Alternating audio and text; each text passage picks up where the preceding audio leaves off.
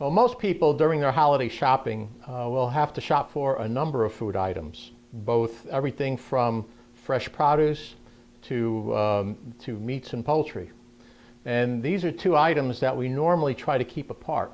Putting things away, remember to store things properly, having meats on lower shelves that might drip, and perhaps having a drip pan, and other items like vegetables and produce that are not necessarily consumed with any cooking, have them on higher shelves above the meat and poultry so that they're not dripped upon. Wash your hands before, during, and after handling foods.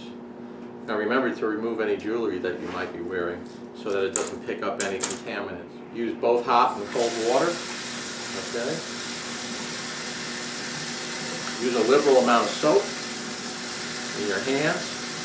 And if you handle something perhaps like you have your hands in ground beef, you have a lot of fat and protein that might have gotten into your cuticle areas, you may need to use a little nail brush to help along the way and scrub your fingernails. And it's good to do this for at least 20 seconds with hot soap and water.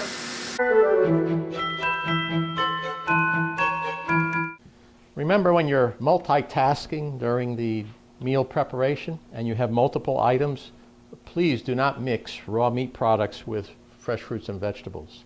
So if you're cutting or using a knife or cutting board with meat products, then you need to also work with vegetables and produce. You need to wash your hands perhaps in between and use a separate cutting board, separate knife, utensils, so you don't bring the contamination from raw meat products over to the vegetables and produce that you might be cutting up as well.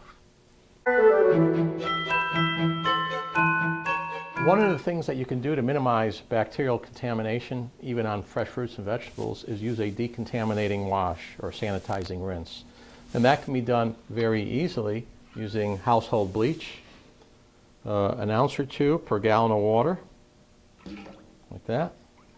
That'll produce a sanitary chlorine solution that is not caustic to your hands, but safe enough that you can use and wash fresh fruits and vegetables. An alternative to a chlorine rinse might be to use a sanitary vegetable rinse that you might find in the supermarkets. To spray the product, to rub it into the product liberally and give it a rinse for a few seconds, and then these products can be again safely set aside for consumption.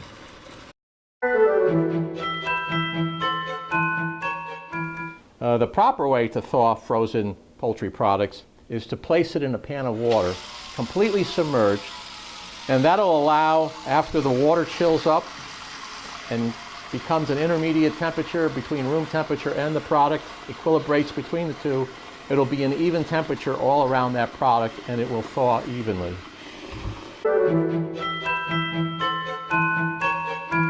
Main conditions for cooking is that the foods are cooked to a proper temperature. And when we're talking about meats and poultry, we're hoping to get to at least 165 degrees or higher. And how do you determine that? And you can only do that best by using a thermometer that can penetrate the interior of the product.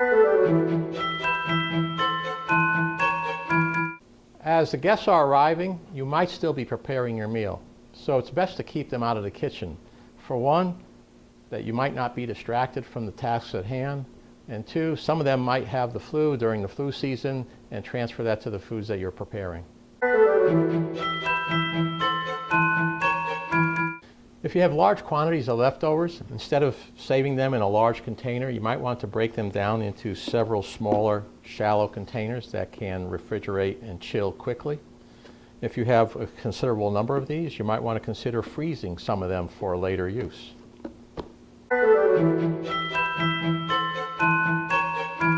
When eating leftovers, remember to reheat them to 165 degrees Fahrenheit or hotter.